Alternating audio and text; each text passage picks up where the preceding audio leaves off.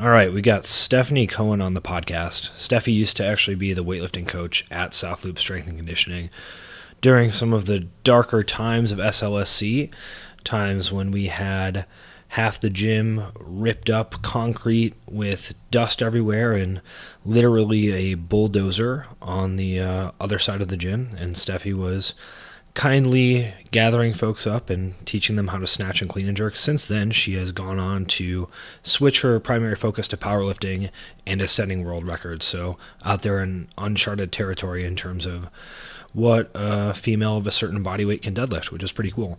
So Stefi is back in Chicago for a physical therapy, not internship. It's a not an externship either. Some sort of clinical residency is probably the term that makes everyone feel appreciated as far as that goes. And she came by the gym and chatted with me a little bit on record.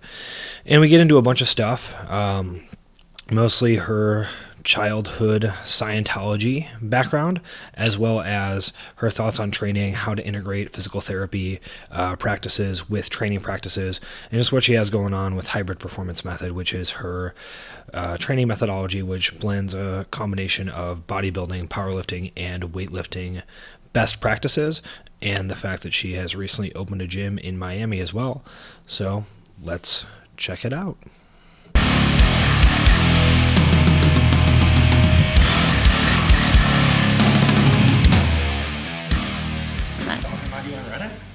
Dude, you haven't seen? I made it to the front page of Reddit. Cool. The fucking front page. Like, nice. My video had millions of views. Yeah. Insane. So, yeah. Well, that's it's fun. Great and also terrible. Because Right, sure. you get to see a lot of bad things, too. Oh, yeah. Yeah. So. And how thick is your skin for that? Right now, extremely. Like, Yeah. I'm a fucking dinosaur. Okay. I don't give a fuck. Especially, I'm at a point where, before I was good, right? I'm an alligator. I'm an alligator, crocodile. So before, whatever, I was deadlifting 400 pounds, which is good, but, there's a lot of people doing 500. Yeah, but you're not a freak then. Exactly. Yeah. But now I'm doing things that, like, no one in the world, on gear, without gear, fucking on Russian system drug, no one has been able to do. So I don't care, So now you're... Take all the drugs in the world, do whatever. You're not going to get to my level. Sure. So were you always an alligator dinosaur in terms of thick skin? No. No. It really used to affect me a lot. And then what would you do? Mainly just, like, get upset and, like, punch the couch. Kind of thing. Just, Is there anything that people can say that still bothers you or not? Wow. I don't think so. Have you ever left a negative internet comment for someone else? Today.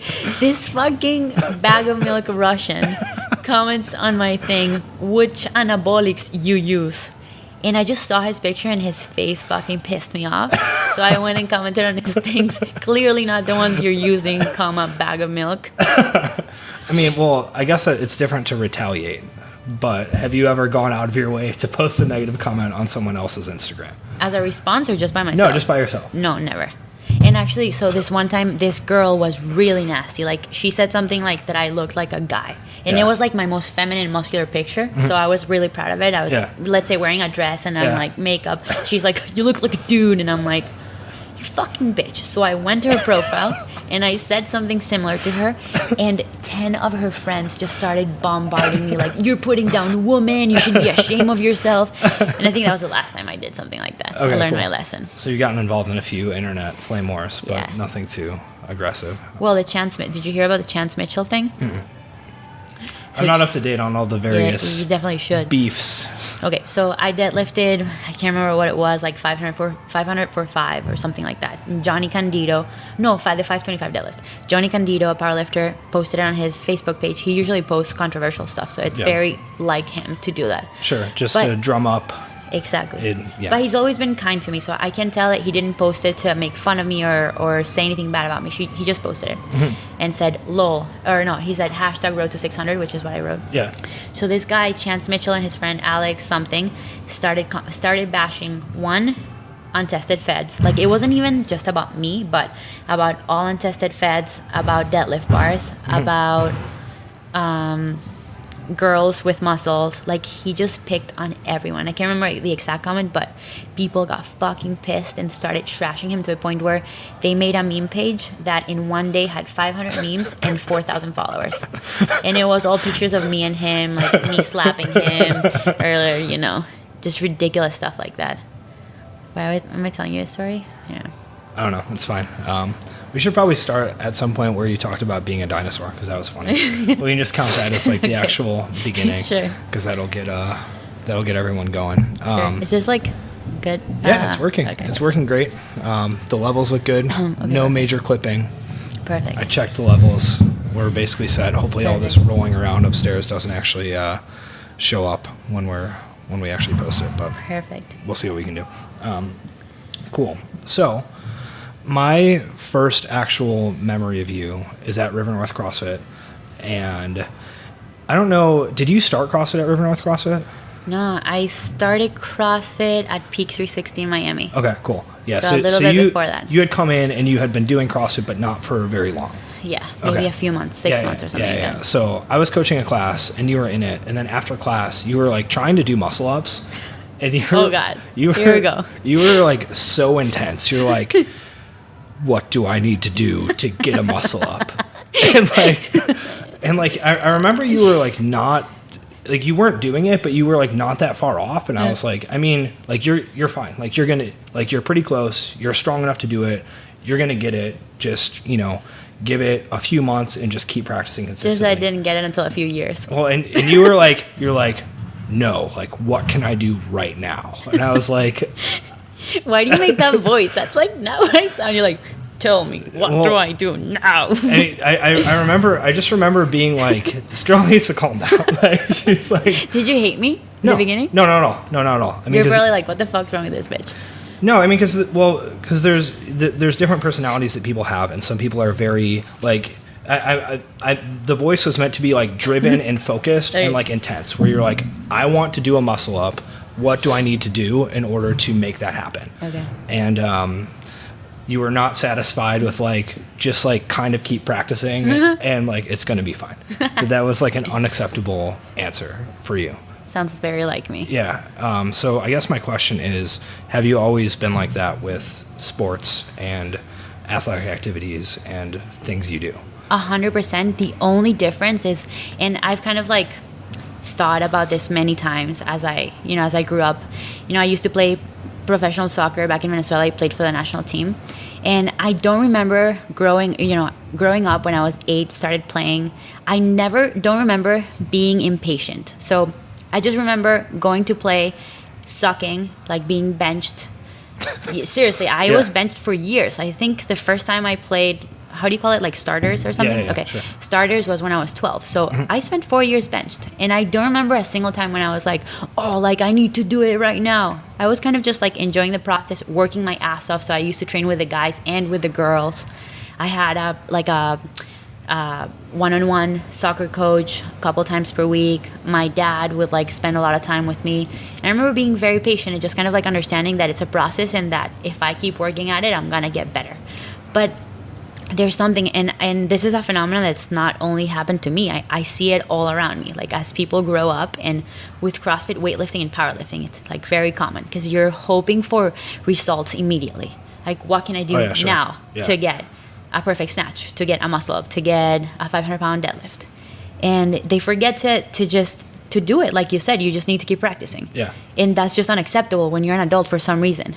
And I don't know why, but it happens to everyone, I think. Yeah, and I think that, you know, hearing you say that, and this was years ago, so my memory could be flawed, but I wouldn't necessarily say that you were asking me for like a quick hack.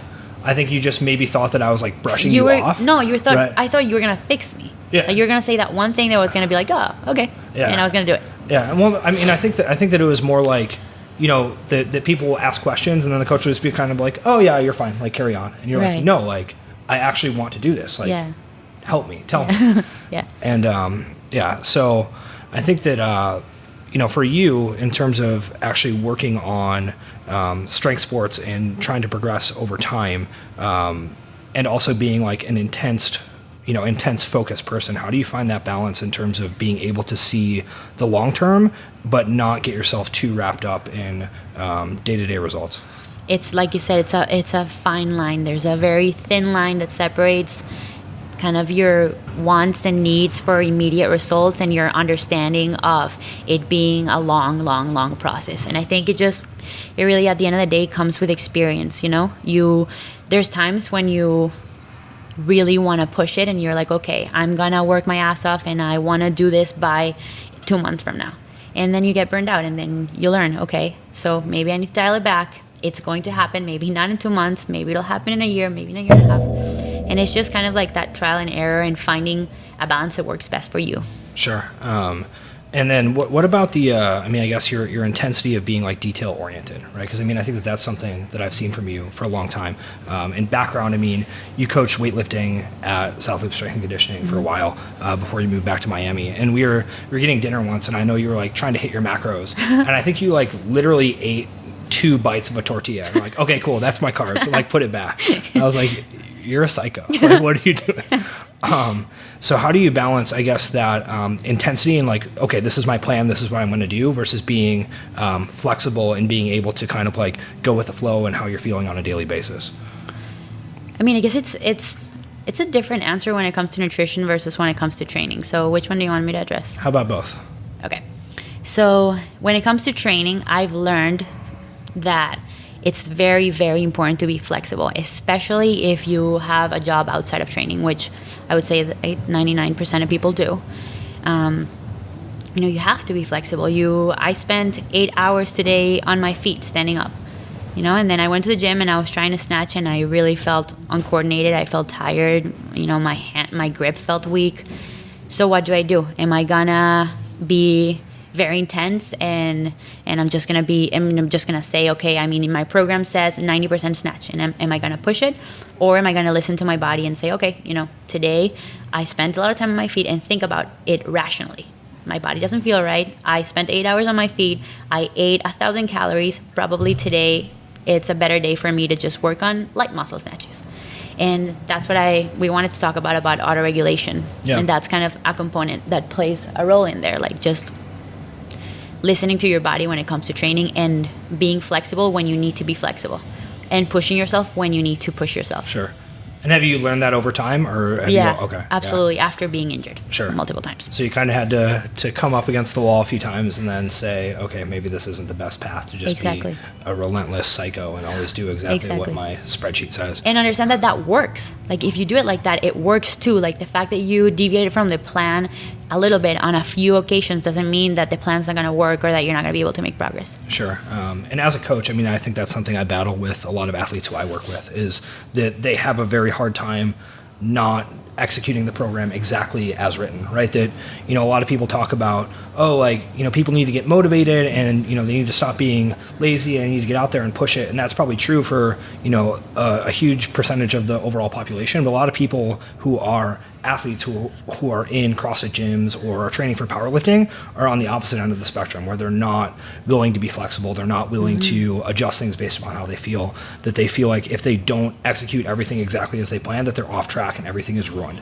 And they overly rely on the programming given to them, to the point where you can't even acknowledge your own deficits or what you need to work on, because you're just looking at the paper and doing exactly what the paper says. And for example, I don't know, if you're programmed for a lot of people, you probably don't see them train all of the time. Right, yeah, I have remote clients who they send me videos. Some never send me videos, and I have no idea what they're doing. And if they do, you don't know exactly how each set felt. Only you can tell from the inside, okay, this training session felt like this because of this, I probably need to work on this. And you need to be mindful of that and use your brain to improve your programming, despite the fact that you have a coach doing your program. You have to, what I always say is, you have to take responsibility for your programming.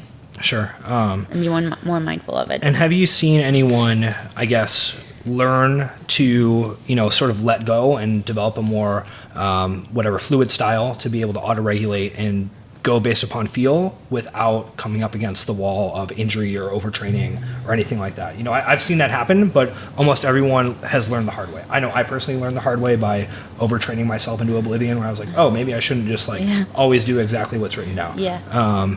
Sounds like you had some injuries. Have you seen anyone learn without going down like a dark path? I can't think of any stories in particular right now, but definitely it's something that I preach on the hybrid performance private Facebook group where like I communicate with members, and I think people are starting to get a hold of it. Like some people ask questions, hey, I didn't do this in the program because my wrist was hurting. Is that okay? Like, no. No. You're kicked out of the Facebook group. You're fired. We'll refund your last month of payment. Or not Please even. never contact me again. Yeah, exactly. So, you know, then you reinforce, hey, that's awesome. Like, good job. You should have skipped if your wrist was swollen like a baseball. Good for you. You know, just stay away from the barbell, do some squats. Yeah, sure. And I think people are starting to understand that a lot better. Yeah. Especially if they're seeing someone who they look up to. I think they look up to me. They look up to doing it and being okay. Yeah. So a lot of your coaching then is more focused on like getting people to calm down and like be okay with. Absolutely. Yeah. There's a lot of like psychological coaching that goes on in that group. Definitely. Yeah. It's very interesting. So would you attribute your deadlifting success to L. Ron Hubbard? Oh, 100%. I think if it wasn't for L. Ron Hubbard, I wouldn't be where I am today. So this is something we've joked about a few times, but can you give us your background with Scientology? Oh my gosh. All right, here we go. So I used to be a Scientologist, not by choice, but I was totally dragged into it by my dad, who was a crazy aficionado about Scientology and was like, you know, it's by levels. So he was at the highest level. And I just remember, you know, how old was I? I want to say maybe like 10. And this was in Venezuela, correct? In Venezuela. Yeah. Maybe 10 or 11. And just being dragged literally by my hair to this small house with a bunch of crazy people and being like plugged into this, how do you call it in English? Emitter? Oh, I don't remember the name of it, but yeah, I mean, okay, it's like a metal. It's some sort of meter, and they ask you questions, and then it moves, and yeah. Yeah, so you grab two like metal cans, and that supposedly like measures if you're lying or not. They ask you a bunch of questions, and then you go into the house and you take courses of different subjects. So I think I took about 3 before I rebelled against it, and that was in a period of like 2 years. You know, the first one wasn't that bad. It was about how to study. So I just remember having to read the dictionary, and having to read the dictionary and find words that I didn't know the meaning, and having to explain all the meaning of those words to someone. And if I didn't fully understand one, they would like make me go back, and it was like honestly traumatic. I feel like I don't remember all of it because I'm 100% traumatized.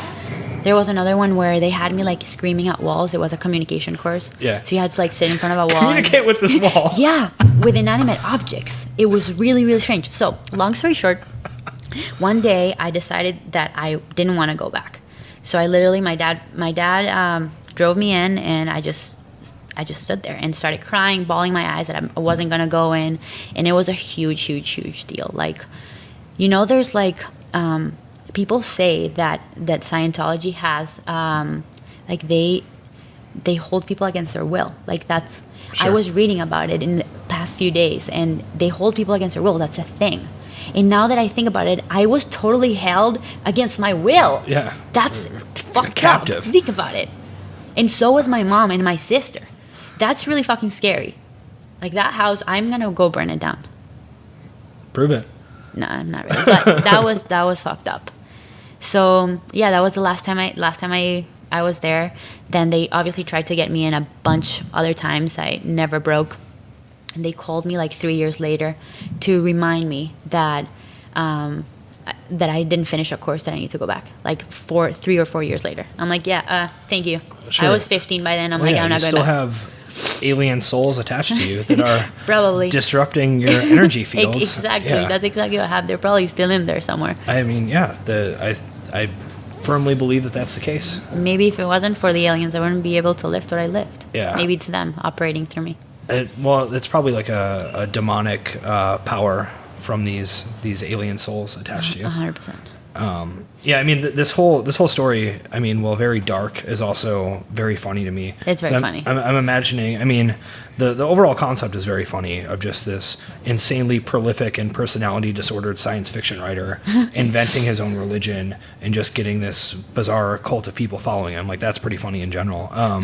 But the idea of you sort of being forced into these classes, especially knowing, you know, when we had a coaches meeting at the gym once with a fellow who had a somewhat esoteric and potentially non-evidence-based massage method that he was teaching us, and the disdain and rude questioning that you inflicted upon this man. Like, I'm just imagining you know, being like, they're like, okay, like, go scream at this wall, and you're like, what? Like, what are you talking about?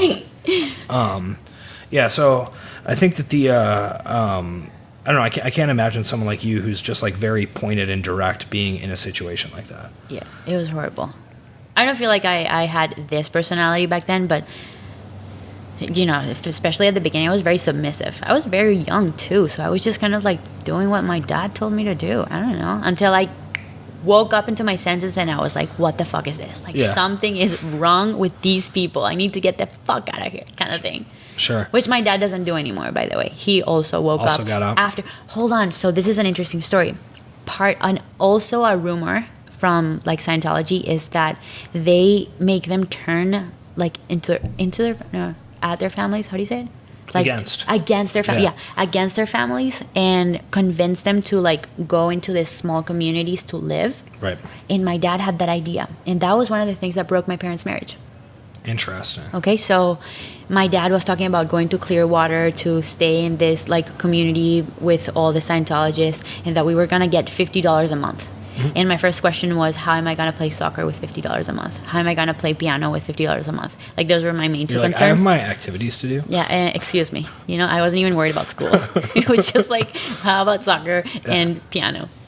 So, yeah, and that was kind of like my dad's like last strike with my mom. My mom's like, wow, this guy's like really gonna do this. This guy's gonna leave us, and just, even if we don't go, he's gonna go there. Because imagine like the amount of like brainwashing that was going on there, that he was willing to leave his daughter and his wife to go live in this community with people he doesn't even know. Yeah, you know? And that Clearwater community is my grandparents lived in Clearwater, so I remember as a child, like, going to the store, my parents being like, those are Scientologists, like, don't go over there. Stay away. Yeah. I mean, because you'd be like, what's the deal with those people over there? Like, they look kind of weird. They're like, don't talk to them. They're Scientologists. Which is, like, kind of funny, like, looking back. I mean, because that's, you know, I get it, because they probably don't want their child going and getting involved in that. You mean being dragged into it? Yeah. But also different. Sort of like, I mean, I didn't know what it was. And, you know, the sort of, like, stigma that comes with that. It's sort of like a weird, you know, you see how groups get stigmatized, too, by, like, parents being like, oh, don't talk to them. Yeah, they're dangerous. For sure. Yeah. So, you're a Venezuelan Scientologist. Jew. Great. And you're on the national soccer team. How did you get to America? Why are you here? Give us the rundown. I came in a canoe. Great. You know, actually, so when I first started college here, I used to tell that story when I was 17, 18, and some people would believe me. Oh, yeah. I'd be like straight face, say, yeah, I came in a canoe, and people would do, oh. Like, nah, wow. Dude. Yeah. You know how far Venezuela is in a canoe? Like, are you retarded? Obviously, you didn't do that. But yeah, there was this organization back in Venezuela that did tryouts for Venezuelans who wanted to go into the U.S. So I did a tryout. I had to do a video explaining who I am and what I wanted to do in the States. And based on that, like, they offered me different scholarships. So you said you were going to spread the message of Scientology. And they're like, exactly fast track, accepted. Exactly what I said. Yeah. They loved it. No, so I got a few offers in really small schools for like full rides, but I didn't take any of those. I went to San Diego State first, and I got to like train with a team and potentially get a scholarship there. But so that was initially like why I came to the States. Then I ended up moving to Miami. Guess I just felt like I was too far from home. I don't know. California is very far, and I was gonna see my family, like, not enough for me, and it was just culture shock. So I decided to move back to Miami. Got it. And then, so you were a soccer player, and you quit soccer. I quit soccer. Started doing CrossFit. No, I did half marathons after. Did you remember my running days? No, I mean, not really. No. I don't think you met me by then. But yeah, I was obsessed with half marathons. So I think I did 8 in a year.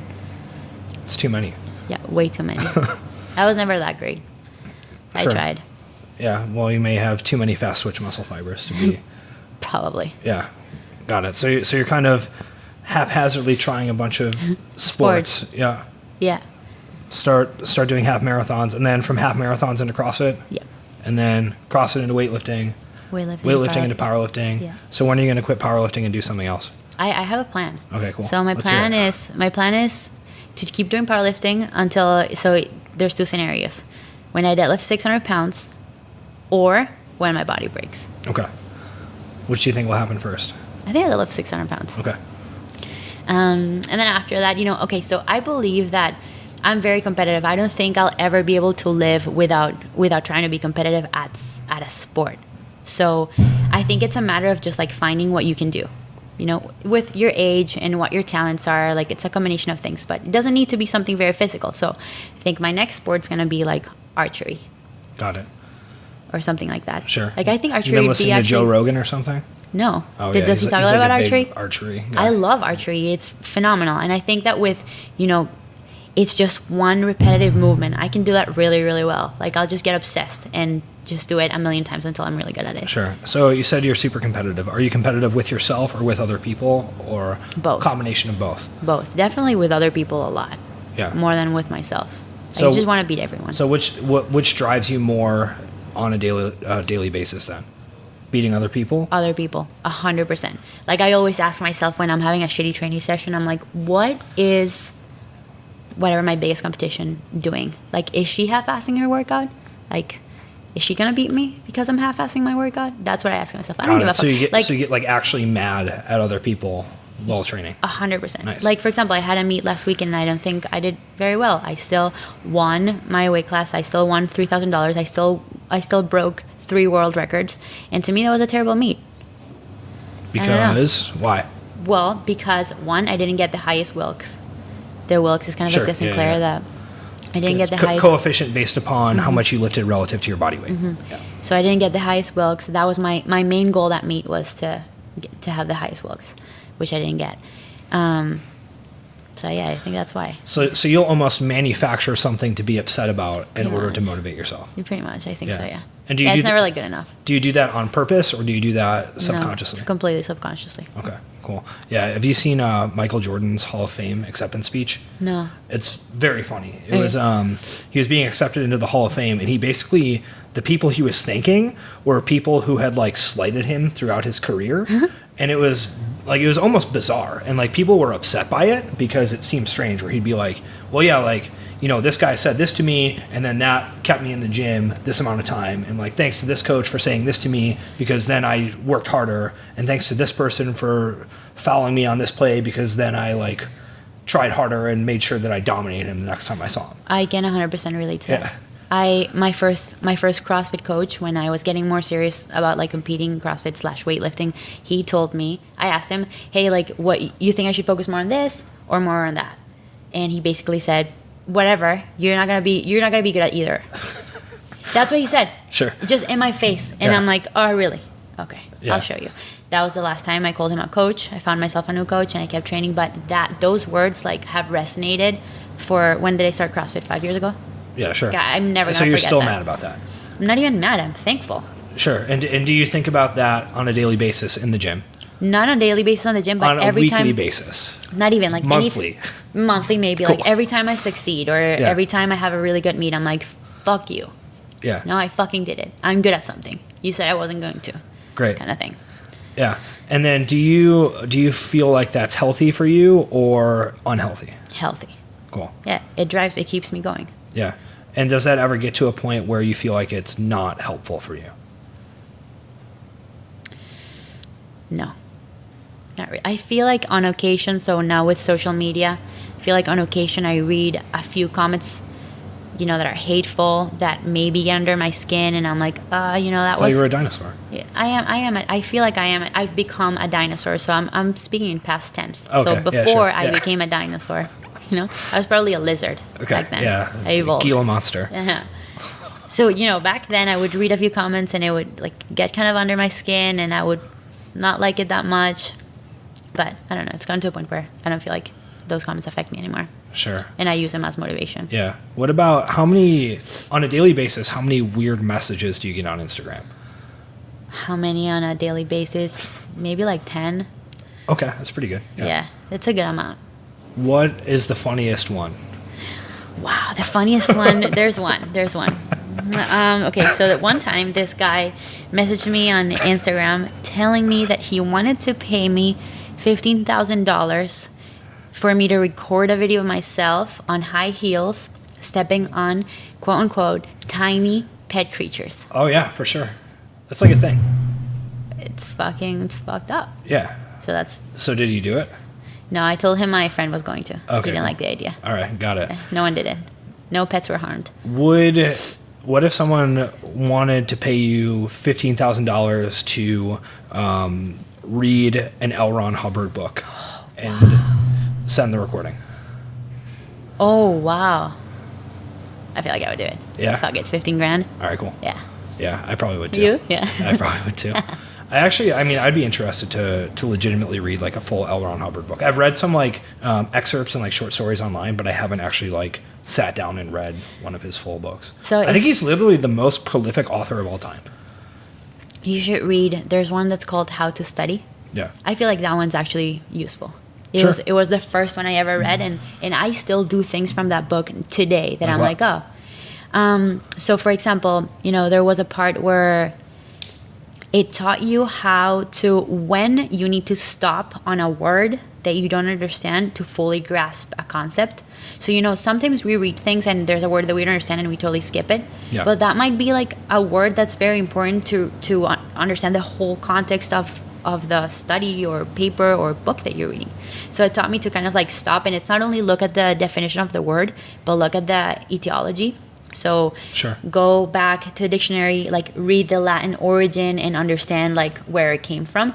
And I think it's kind of cool. I always like learn a little bit more, get a deeper meaning. I mean, that's actually probably very helpful, particularly for physical therapy, where you're dealing with a lot of like anatomical terms, which, I mean, you can actually go back and look at the Latin etiology and see where the word descended from and have a better understanding of, oh, why was it called that? Oh, does it actually relate to this muscle's function? Or like 100%. Gives you a better understanding of like, oh, this is innervated this way. That's cool, actually. 100%. Dude, L. Ron. Yeah, killing it, man. L. Ron's legit. Good job. So we haven't really talked about physical therapy. You're back in Chicago doing a physical therapy. Is it an internship? It's called a clinical rotation. Okay, a clinical rotation. I hate when my boyfriend also always calls it internship. I'm like, no, it's a rotation. It sounds more like professional. Right, no. Is it an externship? I don't know what an externship actually is.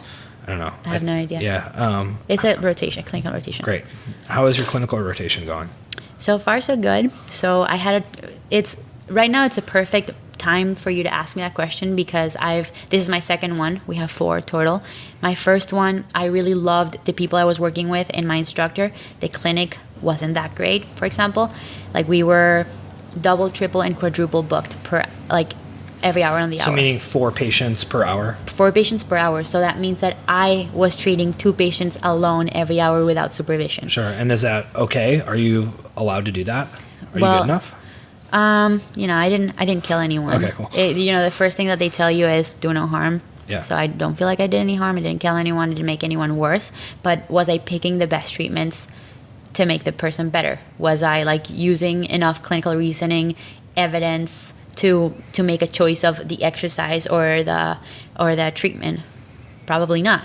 I don't think I was. I mean, my first internship was a year into the program. Was it an internship or was it a clinical rotation? It was a clinical rotation. Okay. It was the first one. Okay. But you're supposed to have supervision every time that you're with a patient, even if you can do it one-on-one, but your supervisor needs to be there, like kind of overseeing your plan and giving you cues. Hey, do this way. Maybe don't do this exercise now. Maybe let's save it for next time, kind of thing. And I didn't have any of that, my first one. So comparing it to the one that I'm now, and to answer your question, the one I'm now, it's a lot better. We never have more than 2 people per hour, which is really good. It gives me a lot of time to practice things that I've learned in the clinic, manual therapy techniques that I've learned. It gives me time to talk to my instructor if I'm not sure about something, because that's a huge thing. Like, how do you, if you don't have time and you're always like in a rush, you can't even admit to anyone that you don't really know what to do, and you just kind of like do whatever. So in that regards, it's been really, really good. Sure. How do you integrate what you know from training yourself, coaching people, and what you've learned in the classroom and what you've learned in the clinic? Like, what is that, because those are all kind of like cousins to each other. What does that process look like for you in terms of applying potentially training principles to rehab or vice versa? You mean inside of the clinic or educationally? Let's start with the clinic. In the clinic? Okay. So yeah, because obviously, you coach people in powerlifting and Olympic weightlifting. Right. So you have a movement-based background there, but then you also have a school licensing education surrounding physical therapy. How do you integrate those to help someone? Okay. So in the clinic, my experience as a quote-unquote movement specialist, like being given the fact that I practice all of these things, different exercises, and have tried all these different sports, gives me a lot of kind of superior knowledge to the regular therapist, because I think I have better cueing. I know what to look for in terms of movement. I know how to fix like faulty movement patterns and that kind of stuff. But the thing with these internships is that you're kind of like married to your instructor's therapy style. So even though I wanted to do cars and rails from FRC, my instructor might be like, nah, I don't believe in that, don't do it. Or I wanted to do some ART, and my instructor might be like, nah, do mobilization with movements. So you're like very limited into what you can do because you're treating under someone else's license. Sure. So it's difficult. For example, in my first internship, I truly believe that in order to get a particular muscle to fire properly, you sometimes need to isolate it. Or if you're like working on one particular muscle, let's say you want to teach someone how to engage their hamstrings in their deadlifts, and the person just keeps rounding their back. They haven't even felt what a hamstring contraction is. Okay, so first thing you have them do, let's say a bridge. They can't do it. Like the glute overpowers, or their calf cramps. Yeah. So the next step is, all right, like let me show you what a hamstring contraction is. So I had this particular person doing like an isolated hamstring curl with a TheraBand. Like I just put them on their backs and told them, hey, this is what you should feel like when you're doing this exercise. Let's do 3 sets of 10. So my instructor saw me doing that and stopped me and was like, why you're doing isolated movements? That's not functional. And I explained to him my rationale, what I just told you, and he didn't like it at all. Still, I kept doing it a few more times. Come my midterm evaluation, he told my school that I wasn't like listening to his guidance, and that like this was literally written in my evaluation. Despite the fact that he had told me several times that he didn't believe that isolated movements were functional, I kept doing it despite his rationale. So I feel like we're all entitled to our own opinions, and I think that I had a solid rationale as to why I was doing it.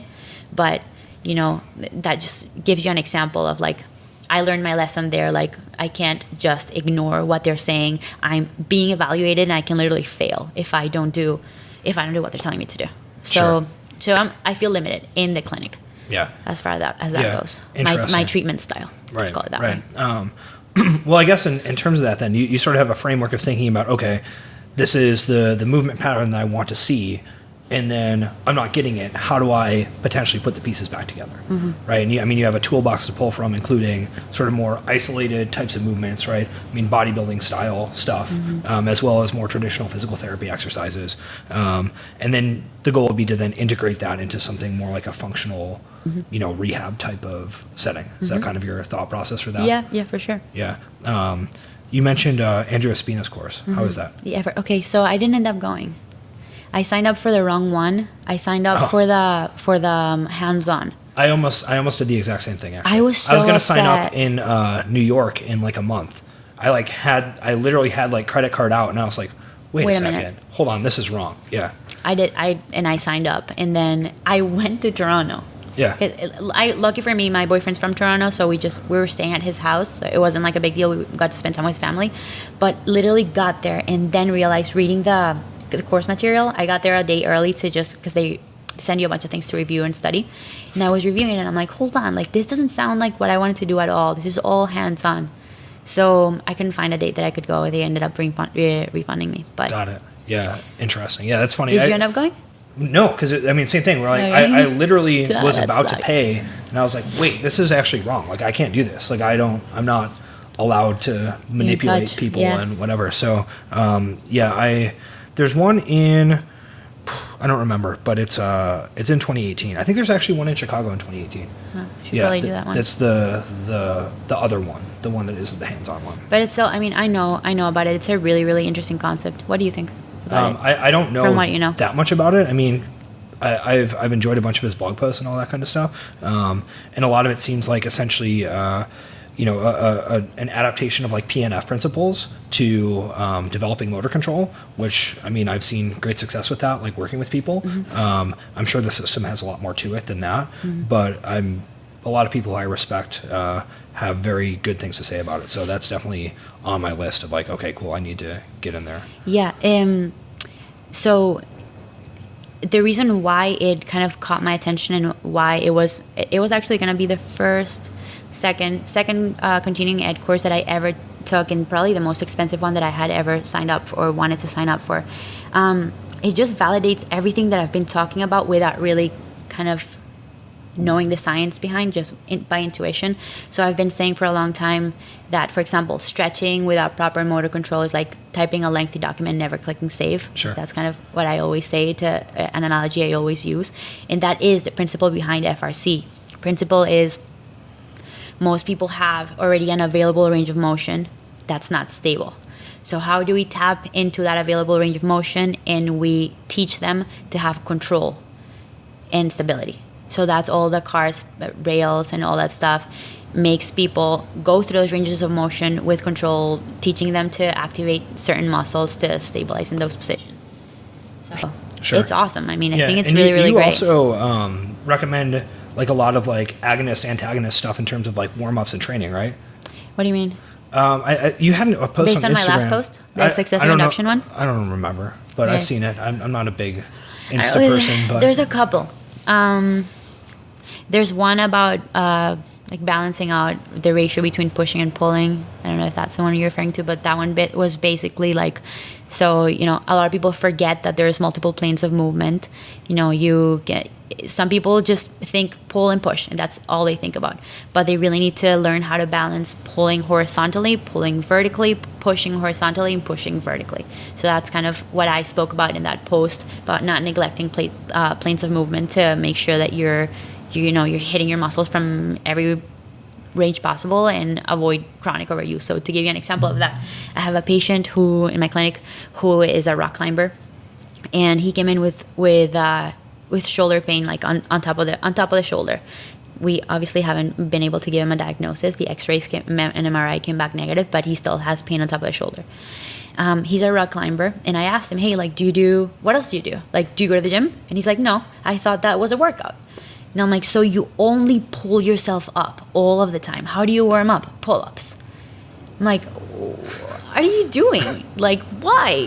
There's like all these other muscles that you also need to work on, and he had no idea. He's a very smart person. That guy's an engineer. He just doesn't think about it. So that was kind of a post I made to like shed some light into that particular topic. So what'd you have him do? Pendlay rows? Pendlay rows? Oh, no. Actually, we don't have a barbell there, so no pendlay rows for him. I had him pulling, I had him do a seated cable row. I had him do single arm bench press. I had him do dumbbell bench press. I have him do a half kneeling dumbbell press. I have him do D1, D2 patterns with bands, just pulling, pushing movements in different directions. And he's a lot better. He's healed? He's healed. Magically? I saved him. Magical. Thanks to L. Ron Hubbard. There you go. L. It all just cycles back. Yeah, exactly. You always have to finish on that. Well, yeah, I mean, I think that the biggest issue with any shoulder pain is definitely going to be like attached alien souls. Oh, yeah. It's usually... Yeah, there's proof of that, too. Yeah, that's usually going to be the biggest problem. It's what I always tell him. So hybrid performance method. What's the tagline? It's catchy. Hybrid AF? Oh, no, I mean, that's look, like... lift, move? No, it's about like... Look like a bodybuilder, lift like a weightlifter. Move like a weightlifter. Say the whole thing, say the whole thing. Look like a bodybuilder, move like a weightlifter, lift like a powerlifter. There you go. Yeah. So how did you start hybrid performance method? So it started as so my boyfriend Hayden had been training hybrid style for a few years before, just because he used to be a professional hockey player, He did a lot of snatch, clean, and jerk. Then when he stopped doing hockey, he just kind of wanted to get stronger, so he started benching, squatting, and pulling. And that just naturally fell into that pattern of squat, bench, deadlift, snatch, clean, and jerk. And he just trained like that. When he met me, I was a weightlifter only. And he showed me how to bench and how to pull and how to squat. And I kind of liked it. So that was the beginning of both of us training hybrid. And that sparked a lot of controversy on social media, even though neither of us had a big following. Was that the beginning of your skin thickening? Yes, definitely. Great. You know, people saying sumo didn't translate into conventional, that I was going to mess up my pull with low bar squat, that I was going to start messing up my snatch and whatnot, blah, blah, blah. So that was the beginning. Some people were very curious and wanted to, because they saw both of us making progress. We can both improve snatch and clean and jerk and also kept getting stronger. So a group of people was very curious and wanted in, like they wanted to know how to do it, and a group of people was very skeptical and hateful.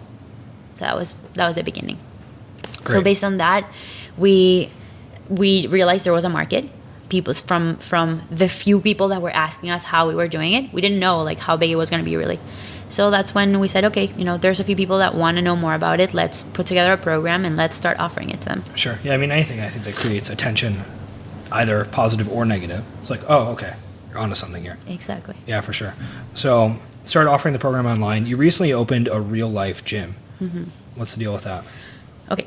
So, it was basically just Hayden and I wanted a place to train where we weren't disturbed, where we could find all the equipment that we needed to train both powerlifting and weightlifting. Weird bars. All the weird bars. I'm all about those. The Duffalo bar by Chris Duffin, the safety bars, the cambered bars, yokes, you know, we have a bunch of strongman stuff, logs, stones, whatever. I like having diversity in my training. So there's no single gym in Miami that had both. Then we started running into trouble with, we own a professional camera. That's just a big camera. People wanted to charge us like $200 to shoot one video for our Instagram. Like, it's not like we're profiting on YouTube or any of that, or it's not a professional camera, it's just us. So, you know, it's a combination of being annoyed at not having the right equipment and then people wanting to charge us to film. So we were just like, you know what, Hayden needs a visa. Let's open this and help him have a visa here, and also let's just have a place to train where we like it. I definitely, growing up, it was my dream to like have a gym, and I had all these plans of like how successful the gym was going to be and how much money I was going to make from owning a gym. You were laughing because you know where I'm headed to. And you know, I quickly realized that gyms don't make a lot of money, and no. I don't know, I really never thought about that. And we're lucky because we're pretty much funding the gym from our online program, and it's okay, it's fine. We're struggling. But the gym's not making a single cent. Like that gym, I think right now it's costing us a couple $1,000. So if we were depending on that gym, I mean, we'd be pretty screwed. Sure. It's costing us $2,000 a month. Sure. So what do you do? Like if we have one full-time employee, that's $3,000. Plus a rent, plus electricity. Like how do you even make, I don't know. Plus all the weird bars. Plus all the weird bars and all the equipment. How do you even make money?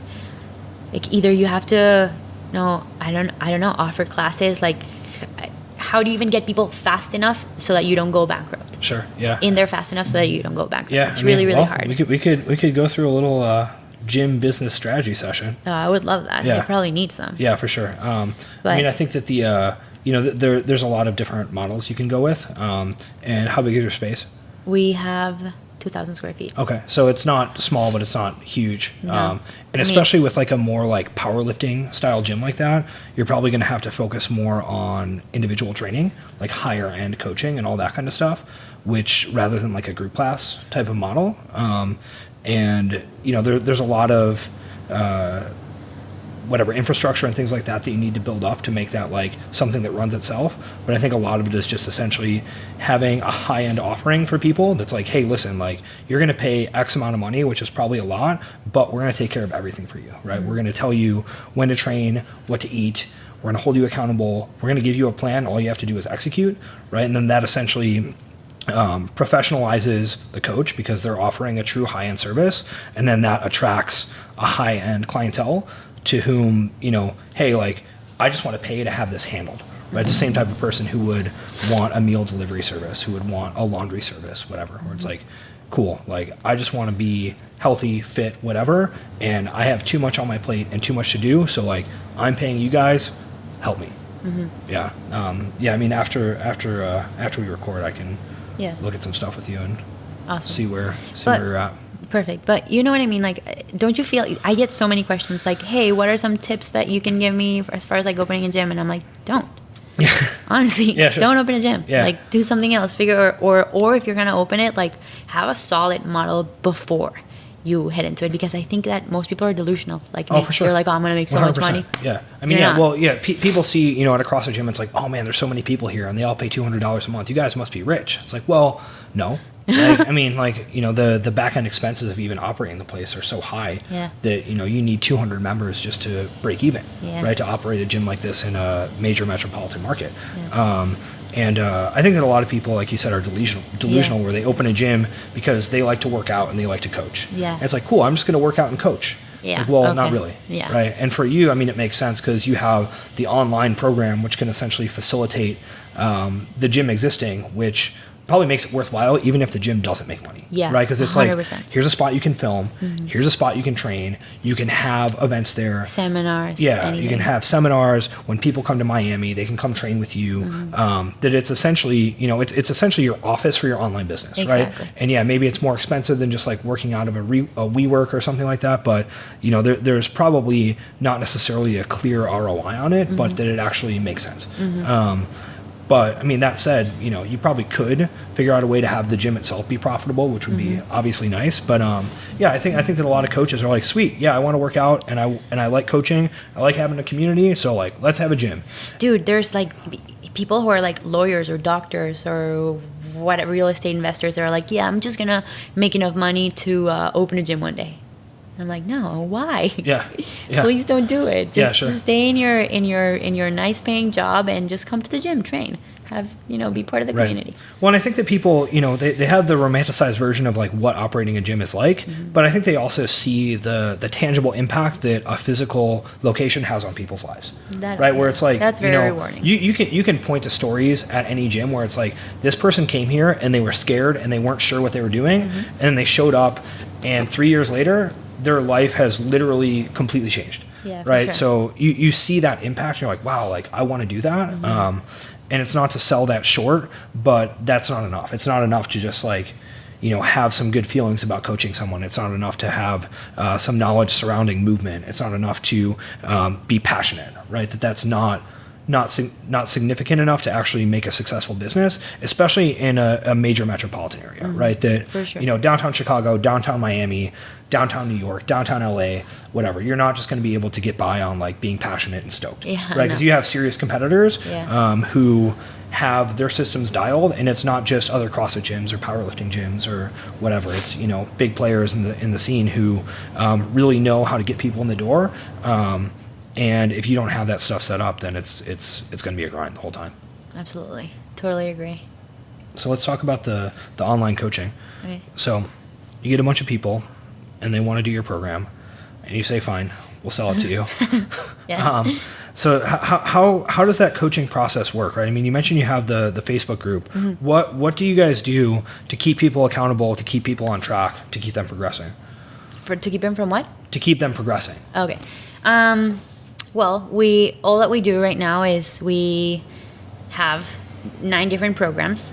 So they each have kind of like a different focus. So that covers our bases as far as injuries go. For example, you know, someone who injured their hip, there's a push-only program. Someone who's coming back from an injury, there's Hybrid 101 as a transitional program after you're injured or during your injury. There is hybrid deadlift only. So you say there's levels of hybrid where as you get higher up, you learn more about the influence of alien spirits on... That's exactly what I'm saying. No, so there's not much we can do kind of like in an individual basis to keep the people progressing other than make ourselves available on the Facebook group and encouragement and offering the different programs that they can pick from based on what they need at that particular stage. But other than that, I mean, they have to hold themselves accountable at the end of the day. Sure. Yeah. So it's something that's probably better for someone who's more self-directed than someone who needs a lot of hand-holding and and touch points. Yeah. Exactly. Which, I mean, different personality types sort of thrive on different forms of Exactly. training. I think it's more a matter of personality type rather than experience level. Right. Yeah. Because, I mean, I think that, like we were talking about earlier, my experiences with you from the first time I met you were like, okay, you're super intense and you're going to like be overly aggressive in terms of doing everything that you think you could possibly do to get better. Yeah. Right. And that other people need a coach to actually tell them what to do, and they need to report to a coach in order to actually accomplish the things that they say they're going to do. Or have supervision. Yeah. If not, they're just going to do half the work and leave, that kind of stuff. Yeah, exactly. For sure. Got it. That makes sense. And then something you mentioned in another interview I was reading, because I was researching beforehand, was just your in-season and off-season programming for your own training. Talk about that for a second, because I think that's super important. Yeah. So as I mentioned in the past, I feel like especially powerlifters, CrossFitters, and Olympic weightlifters don't understand that there is a thing like on and off seasons. Like every other sport in the world, like volleyball, basketball, football, soccer, has an off season, and that's when they're not playing against other teams. And what they do in their off season is very different from what they do in their on season. That it doesn't mean that they don't train. Like they train, they just do other things so that they don't burn themselves out. Right? So as a powerlifter, as a weightlifter, there's not delineated on and off season because we all compete in different meets, different events. So we can't just say, all right, so from December to March, there's a initiating season. From March till May, there's a transitional phase, and you can't say that because we don't have the same schedules. Besides a little bit CrossFitters with the Open, I feel like that's kind of like the main event, the Open, regionals, and then the games. But I would say that 90% of the people are not expecting to qualify for regionals, right? So, so in my experience, or what I do usually is I pick my meets in advance, at least the important ones. I might compete in a few more, but just to show up. So you have dates like circled on your calendar. Yeah. Like boom, boom, boom. These are my priorities. Yeah. Yeah. These are the important dates. These are the dates where I need to be peaked for. And outside of that, I'm going to have fun. I'm not going to interrupt my programming for anything. I'm not going to like try to peak at any other time in the year. And I'm going to stick to it. It's very, very strict in that sense. So during the off season. Well, so let me ask you this. You'll do meets without the intention of necessarily doing well. You'll do the meet just to do it. To have fun. Yeah. Because at the end, I love it. I love competing. It's why I do it. I enjoy it. So I just go and have fun, hit some, maybe not max out, maybe just hit some numbers in the platform, get some more platform experience. So you treat the meet as training. It's like a training meet. Yeah. Exactly. Training for your mind, because a meet has a really big, important psychological factor that can really mess some people up. So it's good. You can do other meets, just don't, you see a lot of people competing so frequently and peaking for every single meet, and I think that's a huge mistake. Huge mistake. Interrupting their training all the time, deloading for like 2 weeks, then deloading the week after. You just lost 3 weeks. There's not that many weeks in a year. Like people think that time is endless. Like every week that goes by, you're a week older. I don't think people realize that. Sure. I think about it all the time. Like, okay, I'll be freaking 26 next year. Like I need to start thinking about these things. As I get older, my recovery slows down, my patience decreases. Like you need to think about all of these things, not just like take weeks off like it's nothing. If you're serious about your training, which I am very serious. So to me, I take into account all of that stuff. Yeah. So, and then so you have an actual off season where you're not doing any meets and you're just kind of doing more general fitness activities? Yeah, for sure. So right now when is that? What does that structure look like? So the biggest powerlifting meet in the year for us is called the US Open, and it's in May. It's hosted by Gracie V, and it's $40,000 for the biggest Wilks. So it's pretty significant. And so for me, that's 3 weird stomp videos. What are I should have just done 3 stomp videos. Yeah. Not have to worry about anything else. Simple as that. You're right. So yeah, so I have that meet in May. So from now until May, I'm doing another meet in February that I'm not even like, I almost forgot that was there. So I'm just gonna kind of cruise. Show up. Okay. So from now until May, it's just gonna be a lot of like work capacity, kind of circuit training, a lot of, I like doing. So like literally what would a session like that look like for you? Okay, so a session like that would be a 10-15 minute cardio warm up or cool down. So it depends on like how I'm feeling that day. So some type of like cardio at some point in the session. Then I would do 2 main lifts. So either snatch, clean and jerk, squat, bench, or deadlift, 2 of them. And then a ton of accessory work. So, stuff like farmer carries, lunges, pulling sleds, pushing sleds. Are you doing these as like intervals? Are you doing supersets? Yeah, like circuits. Yeah. So I would pick 2 or 3 exercises. So let's say 3 exercises, 2 different circuits, and do them like for time, like really pushing myself, being out of breath kind of thing. So that would be like most of my sessions. Then whatever I feel like I want to do, I will do. Like I want to take a shred 45, shred 15, shred 415 class. I'm going to take a shred 415. I wanted to try the whatever class that they offer at LPAC. I'm going to want to do a CrossFit class. I'm going to do it, kind of like just move and do whatever. And just have fun, enjoy the gym, because when you're prepping for a competition, it gets really stressful, and you kind of forget why you're even doing it. Sure, yeah, you can really only tap that intensity and focus so often. Exactly. Yeah, so you're essentially trying to save that mental later. Energy and that ability to kind of dig deep for the times that it matters. Exactly. Yeah, that makes sense. And then do you program anything like that in the group programming you guys offer? Definitely. Yeah. So our main programs run 365 days per year. So they have in and off seasons, but we see this so often. Like people would enter the hypertrophy phase of powerlifting. So it's literally like it comes right after a peaking phase, and they go from doing at most 6 rep squats into doing like 10 rep squats and like 4 sets of lunges and like 6 sets of back extensions. And they're like, what the fuck is going on here? And they don't like it like one bit. They're like, oh, I'm going to lose everything I just did because I'm not hitting 90%. And they will literally ask you to be restarted at the beginning of the peaking cycle or skip the hypertrophy cycle. Yeah. And it really pisses me off because I mean, it's there for a reason. Just do it. You're not even competing. Why do you care? Why do you think people think they're so fragile? Why I think people are so well, they think they're fragile. They think that like if I don't hit 90%, I don't know, once every 3 weeks, that I won't be able to do it again. I mean, you see the same thing with CrossFitters. It's like if I'm not doing 200 butterfly chest bar pull-ups per week, I'm screwed when the open I'm comes gonna forget how to do them or something, or lose the endurance. I think it's mainly educational. Like they just don't know better. They're not educated about strength and conditioning principles, and they're so like hard-minded, dogmatic, that they are like unable to change their ways. They've been doing it, they don't know any better, and until someone who they really trust and believe says it to them, they're not gonna even believe you. And even then they won't.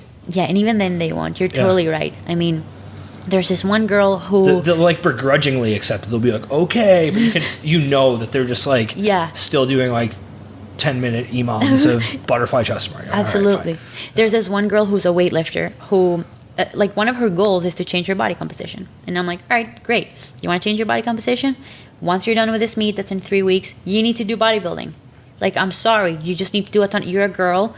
You are not genetically gifted. Like, you're a bag of milk. You need to just, you just need to hit biceps and triceps 5 times a week if you want to see some definition. And stop doing so much snatch and clean and jerk. Maybe don't do it every day. Maybe do it every other day. And just refuses. Like, she literally would say stuff like, I'm just going to do it maybe like 5 times per week because, like, if not, I'm totally going to forget how to do it. I'm like, no. That's not how it works. That's, is that your American accent? Yeah, did you love it? Yeah. It's my white American accent. Yeah. Oh my God, like, yes, like, totally. I totally had a Frappuccino, and like it's totally gonna amp me up for training today. I'm gonna be like so lit. Did you go to Lululemon recently? Yeah. I met your character too. Yeah. Yeah, I go like every week. Yeah. Are you kidding me? Yeah, okay. It's like my favorite place on earth. Yeah. Well, so you and the Frappuccino All-Star probably were both at Lululemon at the same time then. Who's the Frappuccino All-Star? Your character you were just doing. Oh, yeah, exactly. We both went together. Yeah, great. I was trying to get you to say something about Lululemon in here. I'm sorry, I'm an international person. Sometimes I don't understand sarcasm very well. You know that. So. I know, it's tough. It's one of those things where like you are both funny and a little bit ESL. So sometimes what you the say hell is ESL? English as a second language. Uh-huh. Yeah. So sometimes you say something that's funny, and it's like, I don't know if you said that as a joke or if you said that because you kind of don't know the right way to say it. Because like you would Probably make a joke like second. that, but I'm just really not sure exactly where that falls. But you know, that's actually I think a positive trait. It works out well. So Stefi, where can people find out more if they want to sign up for Hybrid Performance Method or send you strange messages on Instagram? What's the deal? To sign up, just go to www.hybridperformancemethod.com, and you'll find all information about every single program, including what kind of equipment you need for every program, what are the kind of like their requirements, and the cost, and the billing, and everything that you need. To find me, you can go to Instagram at Stefi Cohen, or you can email me. Probably shouldn't even say my email. Fudge. I'm just kidding. My email is Stefanie at hybridperformancemethod.com. Only a few hundred people will listen to this probably. Just don't tell me to step on any tiny pet creatures. Hey, this is Todd again, and as most of you know, I consume, read, listen to, watch an absurd amount of content on a regular basis, and a few times per month I send out my thoughts on some of the most interesting or insightful stuff that I've taken a look at. You can be on the list to receive this fascinating, captivating, and delightful information at toddneef.com. That's I before E.